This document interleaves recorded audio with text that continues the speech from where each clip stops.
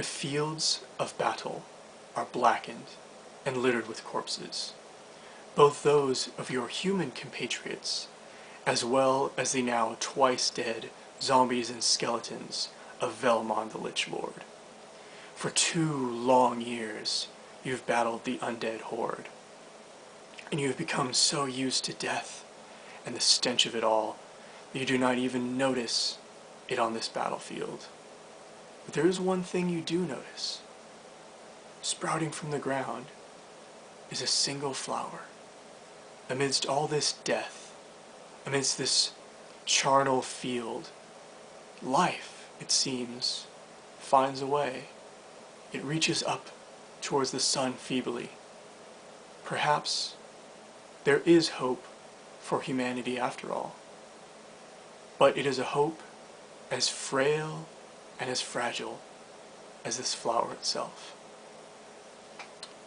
Themes in RPGs. I like having an unspoken and underlying theme in all of my campaigns and story arcs. It brings a certain unifying presence to the whole campaign, and it's something that I like to use. But even though it's a unifying theme, it still allows the characters to explore this theme as they will, to look at it from the character's perspective and decide how do they respond to this certain situation. There's many ways to bring a theme into a campaign, but what I like is I like having a big, encompassing theme that is present throughout the entire campaign or the entire story arc or the entire season, if you will. I like bringing it in the last D&D campaign that I did. The theme was power, and I asked the questions of, what is power exactly? Who deserves it? Who should wield it? When you do wield it, can you do it responsibly? Is there any way to wield power in a good manner? Or, when you have power, the rules no longer apply to you, and you may crush all in your path because you deserve it. Another theme that I used in a woefully short Planescape campaign was fate.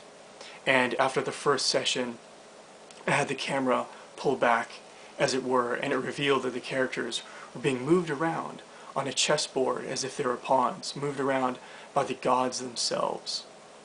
Now, fate is a tricky theme to use because you can't just force the characters to do things and say, oh, it's fated. You're fated to get butt rammed today. Oh, Tarrasque. You can't do that. It needs to be something like, when you take in the theme of fate, they're raging against fate. They're stepping out of fate's bonds. Now they do not have a fate, and their future is what they will make of it. And with all the glory and the horror that entails of not having any predestination. Another theme that is common is humanity. And we see this a lot in the World of Darkness, where most of the supernaturals there are trying to retain their humanity, even as they experience the horrors of the World of Darkness. Or, in the New World of Darkness, there's the Prometheans, who were never human to begin with. And instead, they're observing humanity. They're trying to figure out what it means to be human, and they're trying to become human themselves. When I first read Watchmen, I came away from it thinking that the theme of it was in fact humanity. Because so many of the characters, they try and keep their humanity, or they willingly give it up to become something more effective in battle. Or they have their humanity taken away from them and they lament this loss. It was only afterwards when I saw an interview with Alan Moore, the writer, and he said that the theme was in fact power. And that's alright for your players to come away with a different theme than the one that you've presented, as long as there was this, unifying force, this unifying theme that brought everyone together, and everyone coalesced, and the characters explored these different ideas along with you. I have another idea in the chamber, as it were, for a Call of Cthulhu campaign, and the theme for that one is going to be time itself. Now, feel free to go big. on these one-word themes for your campaigns. The characters will still really be able to grab a hold of these big boulders of ideas and roll them around and just explore them as their characters will. Although a theme needn't be campaign or story-wide. It can just go for one session, one episode. Think about one session where the characters are part of a joyous festival, and everyone's and the political intrigue they're in, and everyone's gathering around and they're celebrating. 100 years ago, oh, we burned this witch, and it was great, and they're having a celebration.